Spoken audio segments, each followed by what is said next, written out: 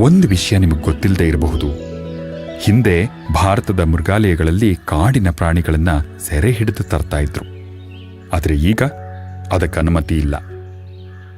ಆದ್ದರಿಂದ ಬಗೆ ಬಗೆಯ ಪ್ರಾಣಿಗಳು ಇರೋ ಹಾಗೆ ಖಚಿತಪಡಿಸೋದಕ್ಕೆ ಬೇರೆ ಬೇರೆ ಮೃಗಾಲಯಗಳೊಂದಿಗೆ ವಿನಿಮಯ ಮಾಡಿಕೊಳ್ತೀವಿ. ಅಲ್ಲದೆ ಸೆರೆಯಲ್ಲೇ ಸಂತಾನೋತ್ಪತ್ತಿಯೂ ನಡೆಯುತ್ತೆ. ಸೆರೆಯಲ್ಲೇ ಹುಟ್ಟಿ ಬೆಳೆದ ಪ್ರಾಣಿಗಳು ಮೃಗಾಲಯದ ಬದುಕಿಗೆ ಚೆನ್ನಾಗಿ ಹೊಂದಿಕೊಂಡು ಹೋಗುತ್ತವೆ.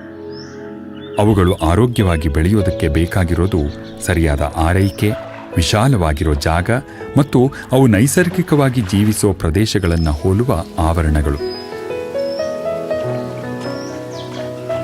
ಹೀಗೆ ಚೆನ್ನಾಗಿ ವಿನ್ಯಾಸಗೊಂಡ ಆವರಣಗಳು ಸುಂದರವಾಗಿರೋದಷ್ಟೇ ಅಲ್ಲ, ಪ್ರಾಣಿಗಳ ಯೋಗಕ್ಷೇಮಕ್ಕೆ ಅನುಕೂಲಕರವಾದ ರೀತಿಯಲ್ಲೇ ಇವೆ. ಉದಾಹರಣೆಗೆ ನಮ್ಮ ಸಿಂಹರಾಜನಿಗೆ ಈ ಬಂಡೆ ಬಹಳ ಮುಖ್ಯ. ಅದರ ಮೇಲ್ ಕೂತ್ಕೊಂಡು ಸುತ್ತಮುತ್ತಲೆಲ್ಲ ನೋಡೋದಕ್ಕೆ.